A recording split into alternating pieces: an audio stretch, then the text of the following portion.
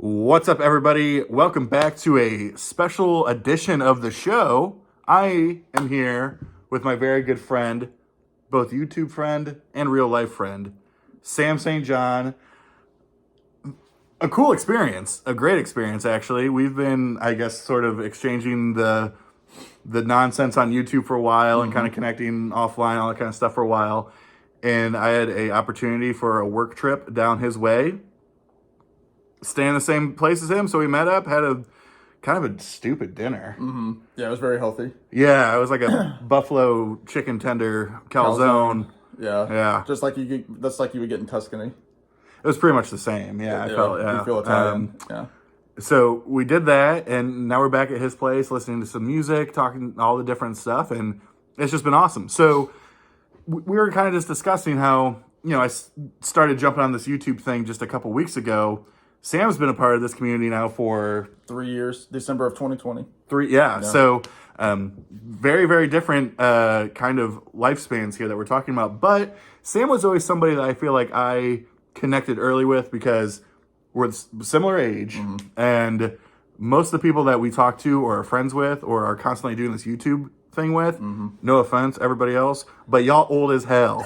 Y'all old as hell. And so there was always like this element of like, Sam, like, how does it feel being like 30 something and being into music that none of your friends like? Right. Because that's a feeling I have all the time. So yeah, I guess that kind of like brings us to this conversation, I guess, whatever you want to call it, of like, how do we find ourselves in this place of wanting to take this passion or hobby or whatever it was and jump on YouTube or whatever and doing those things. So love to hear your story on that. Yeah, we were talking. We knew we wanted to do some videos together while we were in town, Alex. Now, stay tuned. There will be other videos, maybe at least one, maybe two. We all know. We were just talking music, like you were saying, and our influences and that sort of thing. And I started with the YouTube world in terms of like the vinyl community type videos. And like I said, December 2020 was just after Christmas. I was watching a couple different channels, not many. I was watching guys like Matthew Street,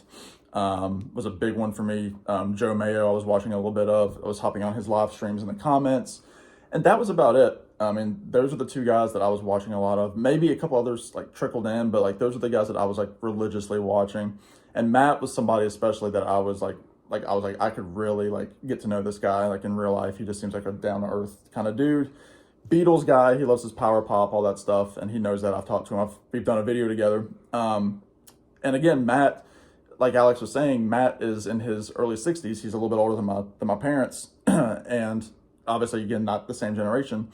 So Matt was able to see a lot of those guys that I've seen, but past their peak. And so again, I've got a lot of friends who like music. Okay, I mean they go to concerts and that sort of thing. But like if I'm talking about like a specific, this new Bob Dylan box set is coming out, people don't know what I'm talking about. But then you start connecting with these people on YouTube. I mean from Matthew, I started to communicate with our friend now, Glenn.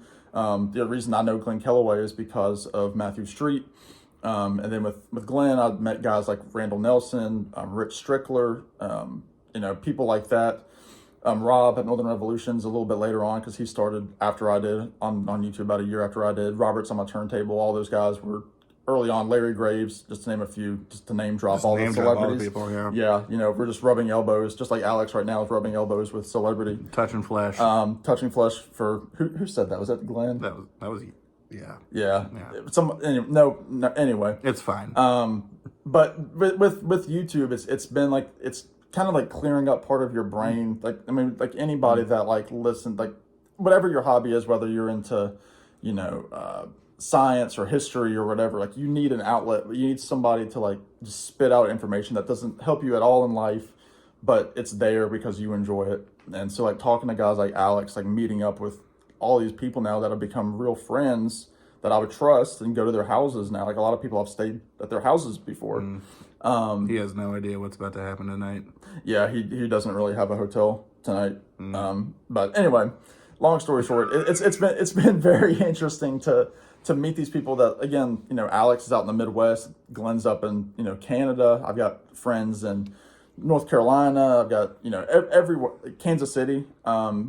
that I've met in real life, and it's just this unbelievable phenomenon that I'm like, I can't imagine like not having these people now, because like they exist now, like in my daily life. Like I see them on my YouTube feed. I get texts and calls from these people outside of YouTube, and we talk about non-music related issues. Like some of these guys, like I've like given like life issues to, and like they've called me with like real life issues, and it's just like this really cool, like brotherhood kind of thing. Because I mean, unfortunately, a lot of us are just guys.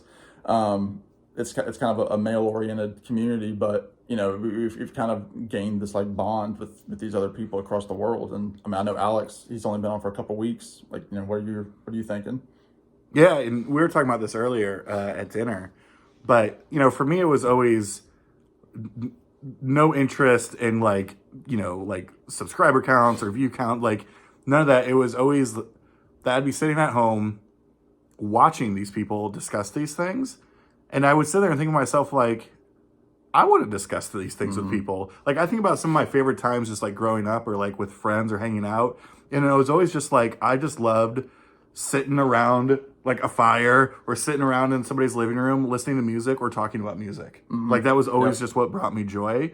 And so I was watching people just do this, and I was like, you know what? Like it was, I mean, purely selfish of like, I want to do that. Like I want to talk to them about music.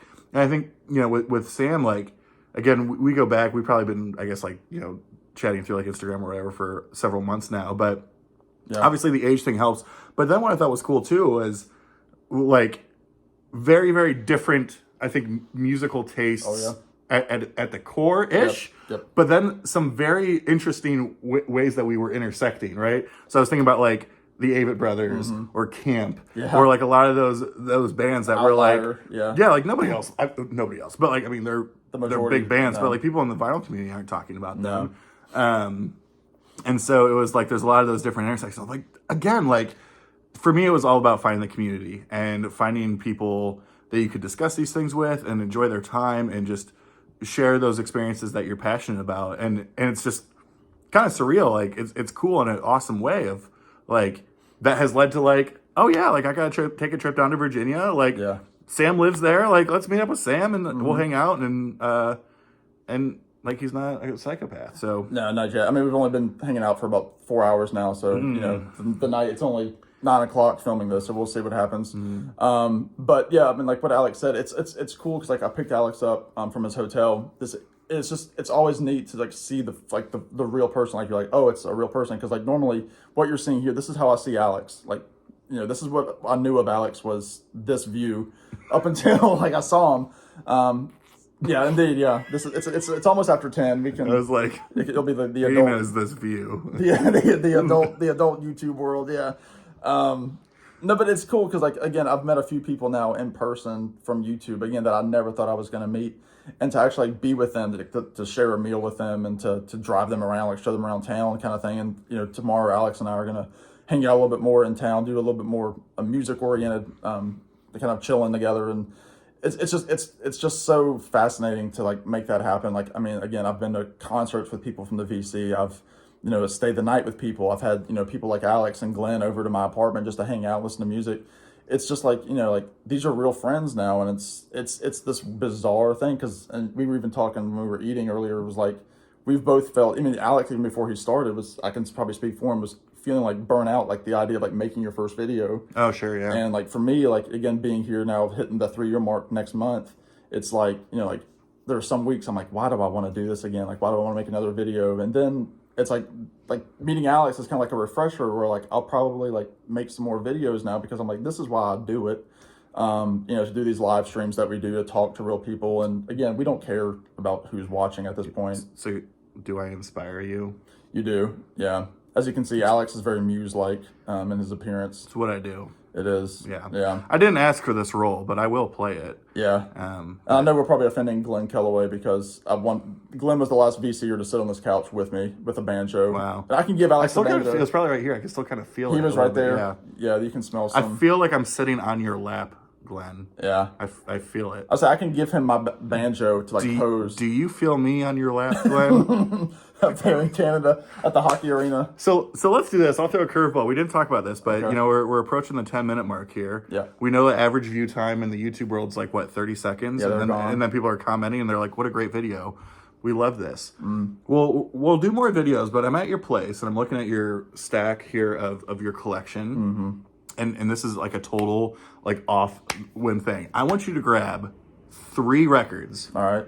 that are most important to you and define however you want to define that 3 of the most important records to you, because I can't show a YouTube video unless I show records. It's against my kind of the policy and my lawyers and stuff. So okay, well let me do this.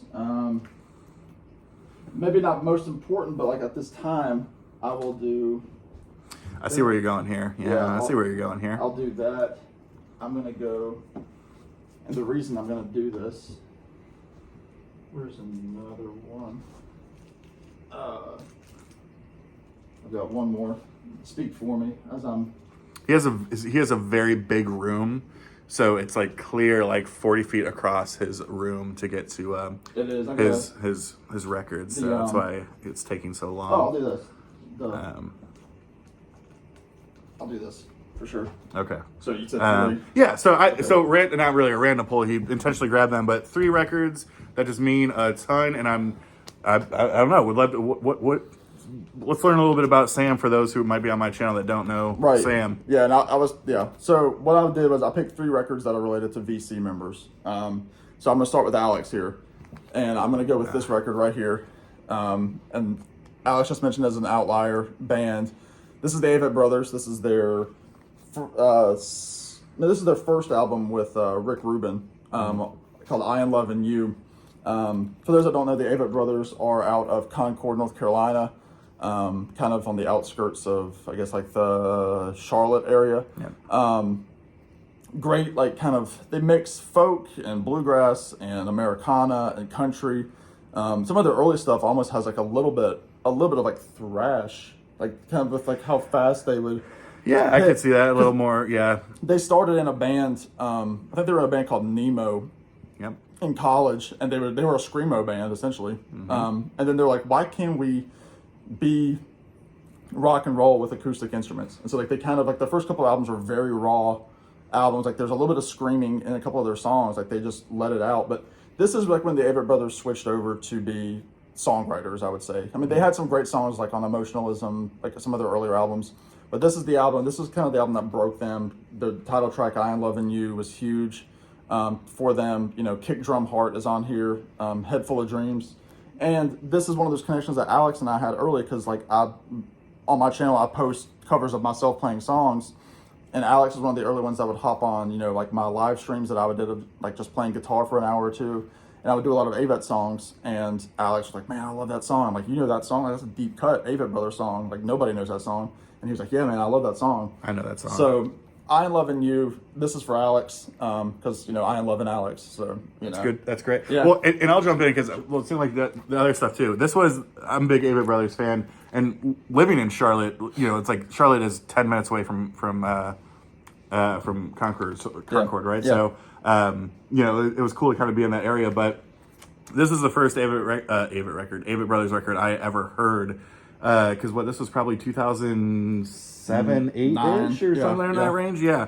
And I remember like hearing, I think the first time I ever heard it actually was like via Pandora. Like it was one of those like sort of like random playlist sort of things. And I'm like, I think I heard either Head Full of Doubt, Road Full of Promise, or the title track. And I was like, what is this? I love this. And I think it was just one of those things where I really dialed in on exactly what you're talking about, the songwriter stuff. Yeah. It sounds so simple, but it was more than that, of like hearing some of these lyrics and like getting into that and being like, damn, these guys are great. Yeah. And a special shout out to one of my favorite Avett Brothers songs of all time, January Wedding.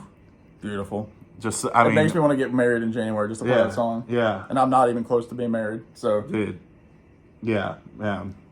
Anyway. I was like, yeah. What else you guys? Great record. If you don't know the Avett Brothers, get the Avett Brothers. And I think honestly too, like people talk about this all the time, but I do think if you want to get into the Avett Brothers, this is a great place to start. Because I think this does still have some of their like, not jangly, but like some of that folkier stuff, like January Wedding, while still also having like, I think about like I Am Loving You and Head Full of Doubt, Road Full of Promise, which were the two like hits. Kick Drum Hard or whatever was the other one, but like almost more produced, like orchestral bits, more arrangements going on. So I think it's a good place to start because it has a little bit of everything in there too. And I know Ben Montench from the Heartbreakers is on a couple of those sessions because he was a big Rick Rubin session guy. Yeah. So Ben Mont's on that as well. Yeah. I Am Loving You is number 1 for this little random record pull. There you go. Love it. Second, again, I'm keeping it VC related. So these are all albums that related me to other VC members. So I'm going to go. It wasn't this album, but it was the first album. The only one that I have on vinyl. But this is the Dirty Knobs, who you can see it's Mike Campbell of the Heartbreakers. This is what got me, hooked me up with Glenn Kellaway from The Basement, is the first Dirty Knobs album, which is called Reckless Abandon. This is the most recent album. Though we have learned that a new one's coming out in March. So if you like the Heartbreakers, obviously you want to get these albums, but the Dirty Knobs keep it a little bit more garage based. It's more like they specifically reference groups like the Kinks and the Animals as heavy influences, and they're not as polished as the Heartbreakers. Because if you ever heard Campbell's voice, it's got the gnarl of Tom Petty, but with a lot more grit, I would say. But anyway, it's not about like what this music is; it's the record itself. So Glenn Kellaway had talked about the first Dirty Knobs album, and I remember on one of my first early videos, I was doing like my favorite, like my recent finds or whatever, and I was showing the first Dirty Knobs album, and Matthew Street, who I mentioned at the beginning of the video, was like, "Hey, Glenn Kellaway from The Basement is a channel you might like. He's just did a mini review of the first Dirty Knobs album." So like I watched him, I commented, we started chatting back and forth. We ended up doing a series of videos on his channel about Bob Dylan, and then obviously those of you that follow Alex have seen him on Glenn's stream. I'm on that stream, and Glenn has become a lifelong friend already. I mean, I've known Glenn now about 2 years. He's been here 3 times to my place. We talked on the phone before. We messaged, again, outside of YouTube.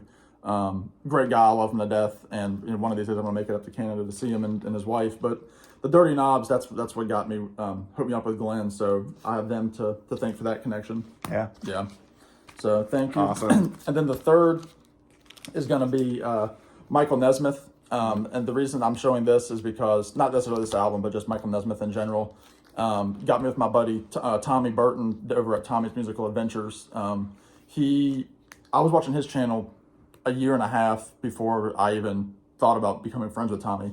And I had mentioned in a video that I was going to, and Tommy loves Michael Nesmith as a solo artist, of course, Michael Nesmith from the Monkees. And Tommy reached out to me, we commented back and forth, that sort of thing. I think we exchanged, we became friends on social media, and then come to find out, like, he learned, I was like, hey, I bought tickets to go see Mike and Mickey on their farewell tour in Knoxville, Tennessee. And I'm like, I didn't tell him this, but I mentioned in a video, I was like, yeah, I just got tickets. I'm trying to figure out who I'm going to go with. Tommy reached out and was like, hey, if you want to, he's like, I know you don't know me well, but like, he's like, you're welcome to stay with me. We can go to Tennessee, see the Monkees, and just hang out. So we got to, we talked a little bit on the phone to make sure neither one of us were like too weird, And so like, it was like a shot in the dark. I'm like, sure, I'll go stay with Tommy and his wife, and did that. Tommy's become a lifelong friend. I love him. I've been to his house 3 times at least. We've met up one time, like at a halfway point, to just do like a record crawl together in northern North Carolina. And, I have Tommy to thank not only for my love of Nesmith, but also for getting into like Monkees deep cuts. Like, I was not a huge Monkees fan before getting on YouTube. People think that like, oh, you love the Monkees. I didn't know the Monkees until really YouTube, other than their couple of hits. So Tommy really got me into Nesmith, and this is his album, and the hits just keep on coming. This has his version of Different Drum, which was a big hit for Linda Ronstadt before the Monkees even formed. But this was the time that Mike finally got around to recording his own version, and this was his 5th solo album after the Monkees. So Michael Nesmith and the hits just keep on coming for Tommy. So that is number 3. Love it. Yep. Well, it's funny, like, I appreciate like the stories there, because it's like a great tie in not only records you love and artists you love, but the direct tie into like this type of stuff, right? Like that they all have something to do with the community. And I've now met all 3 of those people associated with those records now, with Alex being the 3rd. So I've met Tommy and Glenn. Yeah. And that's just, I mean, that's like why we do these things, right? Like, I think like any other sort of like niche hobby or community, there's a whole bunch of other like different conversations going on all the time. But to me, it's like, whether you're talking about like basket weaving or music collecting or what's Dungeons and Dragons. That's a big thing. It's back. Yeah. You know, it's like D&D. it's about the joy of spending time with other people and finding that sense of community. And so and that being surrounded by music. So I love that. Well, we're at 20 minutes here, but there'll be more videos. We'll be sure, and by we'll be sure, I mean I'll try my hardest and probably forget to link some of those channels that specifically Sam was talking about. You know, for obviously the influence and impact that they have, and this is fun. We got more videos coming, and we'll think of something else. But want to use this time to sort of talk a little bit about how we got here, what we're doing, and what's important to us. So appreciate you all watching, and more coming soon. Yep. Cool. We'll see you. Cheers, y'all. Bye.